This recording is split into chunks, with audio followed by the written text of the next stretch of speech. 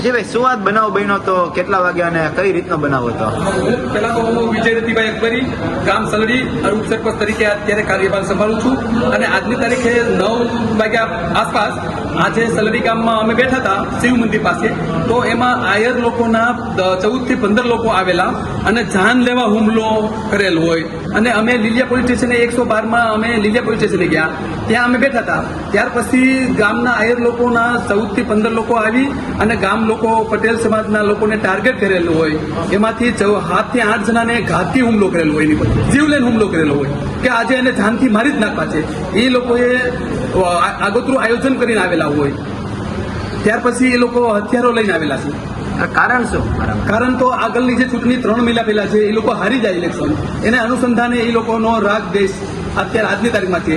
અને ચૂંટણી જે આચારસંહિતા હતી ત્યારે પણ આ લોકોએ બનાવ બનાવેલો હતો, ત્યારે પણ FRI થયેલી છે.